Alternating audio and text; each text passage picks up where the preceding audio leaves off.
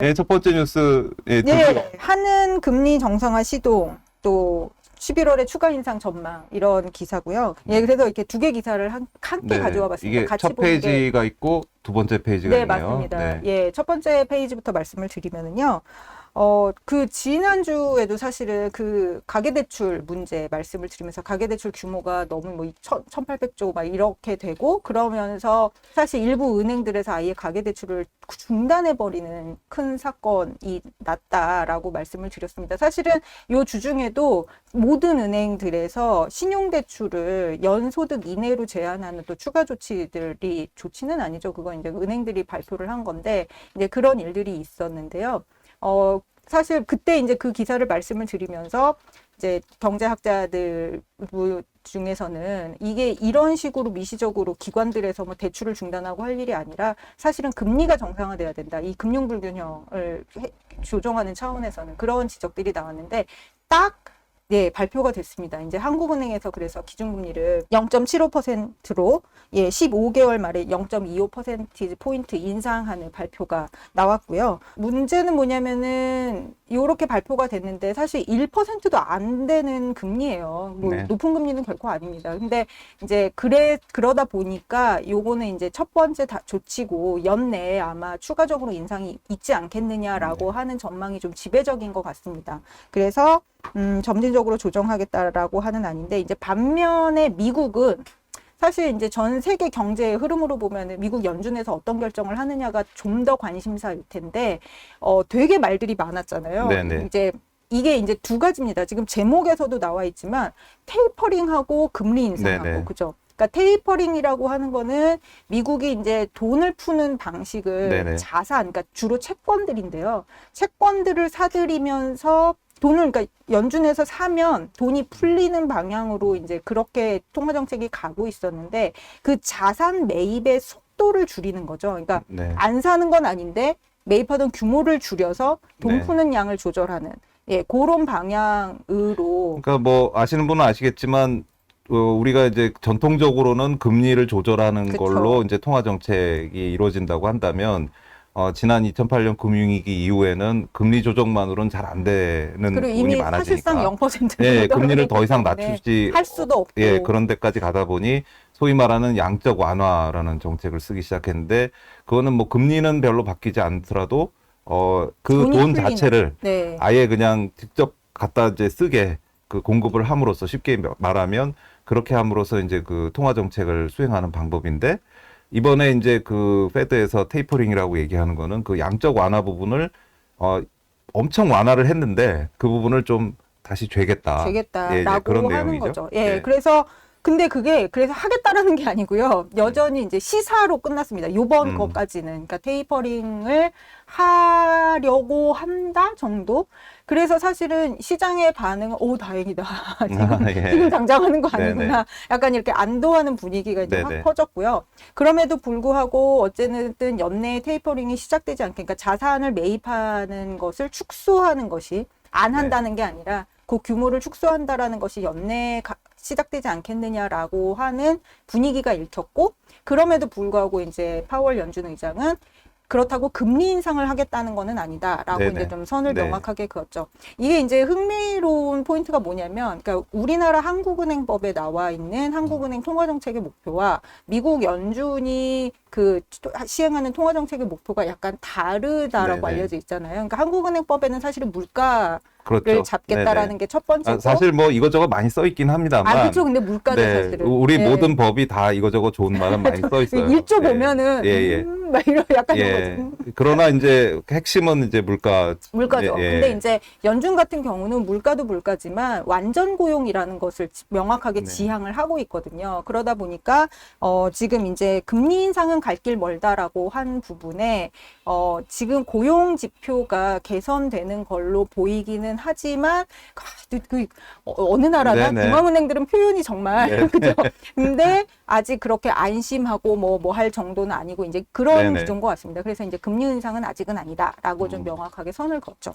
그 페드가 굉장히 조심스러운 사실 이 두 뉴스가 연달아서 나오면서 이게 우리 금리 인상이 어떤 그 페드의 기조하고 상당히 좀 맞아떨어지는 것 같은 인상을 이제 주긴 했습니다. 근데 저는 그게 꽤 다르다고 생각을 하는데요. 이제 페드는 여전히 굉장히 조심스러운 것 같습니다. 지금 코로나가 물론 이제 뭐 델타 변이 이후 코로나가 이제 다시 그러긴 하지만 미국은 많이 이제 경제를 열어놓은 상태에서 성장률도 많이 높아지고 고용도 굉장히 그쵸.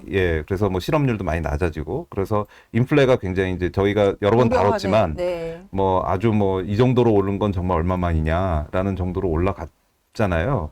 그럼에도 불구하고 이제 페드 입장에서는 아주 경제의 구석을 쳐다보니까 이게 정말로 경기가 살아나는 회복이 걸까? 돼서 이게 인플레이션이 일어나서 우리가 여기다 찬물을 뿌리는 상황인지 아직까지 아니라고 생각하는 것 같아요.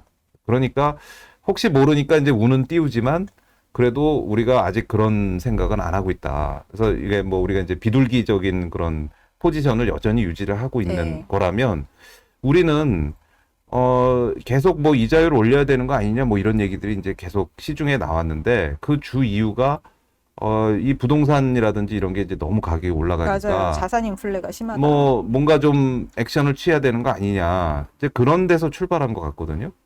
근데 정작 경기가 그러면은 살아나고 좋아지는 게 있느냐? 네.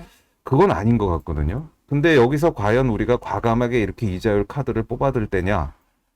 이자율을 올려야 된다고 생각하는 분들 못지않게 아직 이자율을 올려서는 안 된다고 생각하는 분들도 굉장히 많은 것 같습니다. 특히나 가계부채 문제에 대해서 이제 좀 이따 뭐 그 다음 네. 페이지가 부채 말씀이라서 맞아요. 그때도 말씀을 나누겠지만 가계부채가 양적으로 굉장히 늘어난 건 사실인데 우리가 워낙 우리 경제의 그 스타일상 가계부채가 많은 나라고요.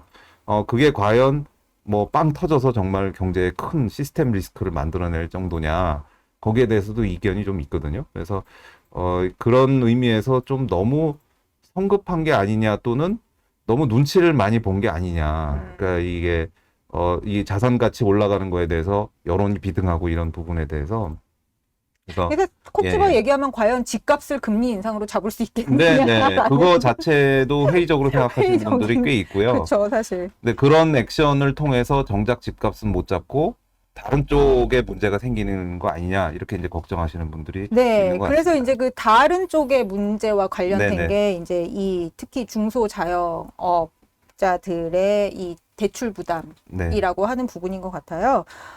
거기에 관련해서 지금 이제 걸려있던 이슈가 있었습니다. 뭐였냐면은 지금 금융위원회에서 지난해 4월 코로나19로 타격을 입은 중소자영업자를 위해서 6개월 대출 만기를 연장을 했었어요. 그러니까 대출을 한마디로 갚아야 되는 날짜보다도 6개월 더 미뤄주겠다라고 한 거죠. 근데 이제 6개월 미뤘지만 우리 작년 말 상황 알잖아요. 상황이 전혀 개선되지 않고 오히려 악화가 됐기 때문에 그거를 두 차례나 더 연장을 했습니다. 그래서 추가적으로 그러니까 토탈 보면은 1년 8개, 네. 그러니까 1년 6개월이죠. 그렇죠. 18개월이 이제 연장이 된 건데, 그게 이제 9월 말로 다가오고 있는 거거든요. 그게 이제 그 제한이 끝나는 것이. 근데 지금 뭐 상황이 이러니까, 이제 금융위원장으로 되실 것으로 예상이 되는 고승범 후보자께서 청문회에서, 요거는 좀 지금 상황으로 봤을 때 다시 연장해야 되지 않을까라고 생각한다라는 식의 발언을 하신 거죠. 그래서 이제 지금 뭐 9월 말 예정이고 실제로 어떻게 발표될지야 뭐 물론 발표 나와 봐야 알겠지만 아마 연장되지 않을까. 근데 이제 그러면 대책들이 같이 나오겠죠. 그냥 무작정 연장이 아니라 연장을 하는 대신에 뭐 이런 것들을 보겠다. 이런 대책들을 추가하겠다. 이런 것들이 이제 같이 나올 텐데 예, 굉장히 힘들게 일을 준비를 하고 있을 거라고 예상은 하고 있습니다. 근데 어쨌든 그렇게 되는 상황에서 지금 어쨌든 금리는 또 인상이 됐잖아요. 지금 이제 같이 본 기사가 뭐가 있었냐면은, 요런 어쨌든 이자율이 그 기준금리가 상승되는 것에 따라서 중소기업 특히, 그 다음에 이제 소상공인의 이자 상환 유예가 끝날 경우에 어쨌든 6개월 후면은 끝날 것으로 예상이 되는데, 뭐 그때 가서 또 연장을 할지는 모르겠지만. 또 연장할 것 같은데요. 뭐 어쨌든 지금 단계에서는 한번 점검을 해보는 거죠. 만약 그랬을 때 무슨 일이 벌어질 건가라는 좋은 기사가 있더라고요. 그래서 상황이 어떤가라고 봤더니 금리 인상의 여파를 받는 변동금리 대출의 비중이 64%, 60%가 네. 넘습니다. 네. 근데 요거는 사실 우리가 알고 있는 이슈였어요. 왜냐하면 그렇죠. 네. 고정금리로 하게 되면 아무래도 조금 더 높은 금리로 약속을 네, 하게 맞습니다. 되거든요. 시중보다는. 네. 그러니까 지금 당장은 금리가 낮은 변동금리를 선택하는 경향이 높기 때문에 요건 그렇게 뭐 놀라운 건 아니지만 어쨌든 금리가 변동하면 그에 따라서 이자 내는 양이 변하는 대출의 비중이 60%, 64%라고 하는 거는 좋은 거는 아니죠. 특히 이렇게 네, 금리가 네. 오를 때. 네. 그 다음에 이제 이자 보상 비율이라고 하는 게 있는데요. 이게 뭐냐면 돈을 벌어서 이자를 감당할 수 있느냐라는 겁니다. 네, 네. 그러니까 영업이익 중에서 이자 비용의 비중인데요. 그게 이제, 그러니까 영업이익이 이자 낼 만큼도 안 되는 기업이 지금 40% 가까이 된다는 그렇죠. 거거든요. 네, 네. 그러니까 그것도 그 이자가 사실 이자율이 낮아서 이자가 얼마 되지도 않는데도 맞습니다. 불구하고 벌어서 그거조차도 이제 그것도 할수 없는, 갚을 수가 없기 네. 때문에 부채가 점점 늘어나고만 그러니까 있는 악성 부채가 네네. 되겠죠. 네, 악성 그런 부채가 될 기업들이 거고. 거의 40%가 네, 된다는 거죠. 그다음에 이제 작년 말 기준으로 봤을 때 또 부채 비율, 그러니까 이제 자기가 가진 돈 네. 중에 이제 부채, 그러니까 남의 돈으로 지금 자산을 형성하고 있는 것이 2배가 넘는 그런 네. 기업이 또 15.3% 이렇게 되고 있거든요. 네, 네. 그러니까 이게 지금 보면 사실 뭐 말이 그렇지 뭐 중소기업과 자영업과 이런 것들이 다 섞여 있는 부분이 네. 좀 있어서 정확하게 상황이 얼마나 나쁜지 판단하기에는 더 정확한 데이터를 봐야 되기는 합니다만 어쨌든 이 부채 부담 우리가 계속 가계부채 얘기를 했지만 사실 네. 기업들에 있어서의 부채 부담 상황도 심상치 않은 그런 네, 네. 상황인데 어쨌든 금리는 오르고 있기 네. 때문에 맞습니다. 네. 예, 단지 뭐 만기를 연장하는 것뿐만의 문제가 아니라 이 네네. 이자 부담을 감당할 수 있느냐라고 하는 부분에서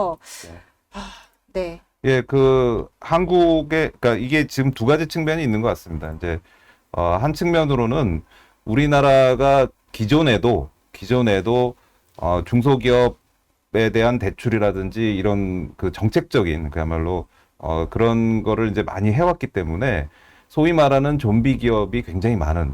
그래서, 과연 이게 지금 경제 부담을 주는 것만큼 이 기업을 계속 생존시킬 이 가치가 있겠느냐.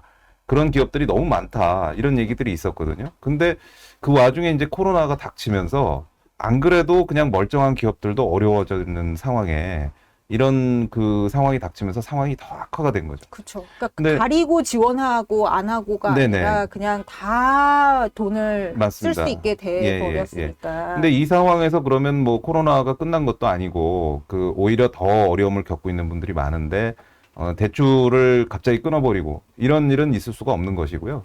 아마도 뭐 6개월이 지난다고 해서 상황이 뭐 나아질 건 아니기 때문에 분명히 이제 연장을 하실 것으로 저는 기대를 하고요. 이제 그러나 이 문제가 이제 계속 그래서 남아있는- 기대인가요, 예상인가요? 뭐 예상과 기대를 다 네, 하고 있는데 어쩔 수 없는 측면이 있습니다. 이거는 뭐 그렇다고 와서 이제 와서 이거를 이 상황에 뭐 상황이 좋을 때 지금 구조조정에 나서는 거지 상황이 나쁜데 거기서 그러니까요. 지금 구조조정하다가 멀쩡한 기업까지 이제 다 이제 날아가는 그러니까 이제 상황이기 자연스러운 때문에 구조 조정이 미뤄지고 네네, 있다라고 이제 하는 측면에서 한국 경제의 어떤 고질적인 측면과 이런 새로운 그런 위협, 이게 이제 위협이, 다 네. 섞여 있는 건데요. 아까 이제 뭐 말씀하셨지만 이자율의 이제 금리 상승이 그래서 이제 문제가 되는 거죠.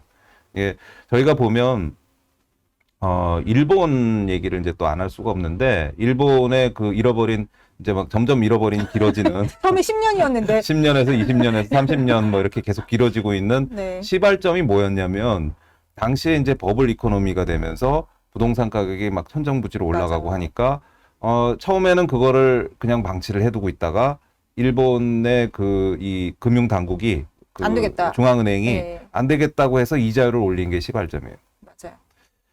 사실 일본의 버블과 우리 상황은 다르다는 얘기는 굉장히 많습니다. 그래서 뭐 일본이랑 똑같이 할 수는 없고 뭐 일본이 잃어버린 30년 왔다고 우리가 잃어버린 시절이 오지는 않는다 이렇게 얘기하시는 분들도 많아요.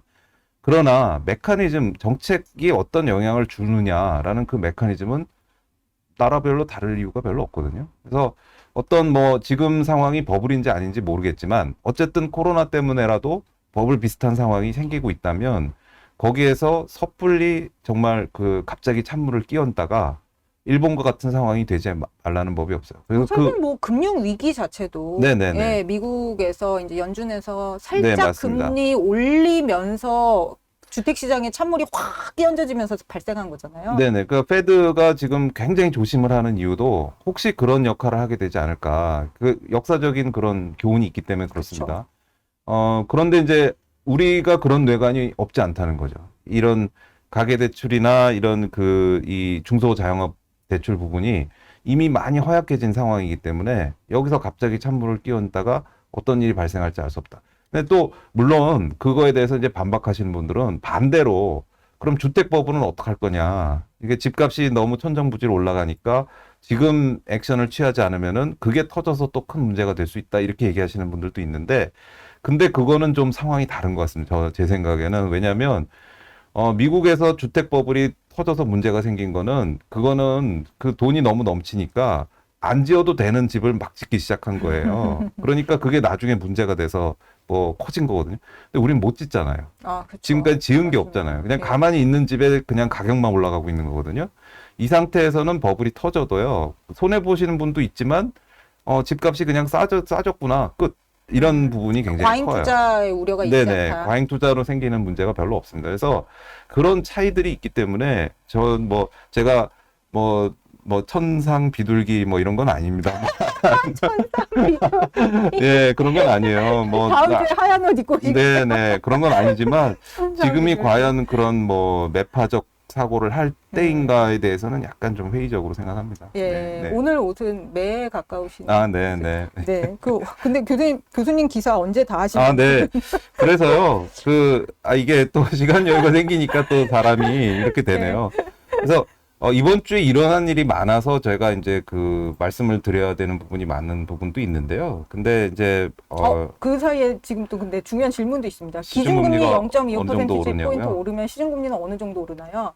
요게 이제 사실 그러니까 단기 금리는 기준금리 인상에 굉장히 즉각적으로 영향을 받는다라고 보는데 그럼에도 불구하고 단기 금리도 어쨌든 시장에서 결정이 되기 때문에 사실 정확하게 0.25% 그렇죠. 포인트가 예, 예. 오르는 알 수가 거는 없죠, 사실은. 아닙니다. 네네. 알 수가 없죠. 근데 이제 변동금리로 가계대출 받으신 분들은 뭐 어느 정도는 네. 오를 거다라는 거고 그리고 실제로 이제 은행들이 그러면은 대출금리를 어느 정도 조정하느냐는 또 은행의 결정 권한이기 때문에 네. 근데 지금 분위기에서는 은행들이 꽤 이거보다 올려도 금융당국에서 싫어하지는 않을 분위기인 것 같기는 합니다. 네, 우리나라는 또, 그냥 특히나 금융 부분은 자유롭게 뭐가 결정이 된다기보다는 예. 또 대출을 주냐 안 주냐 자체부터 시작해서 지금 상당히 예. 개입이 있기 때문에 너무나 적나라하게 예, 만약에 시중금리가 또 너무 오른다고 생각하면 대출을 더 풀어주기도 하고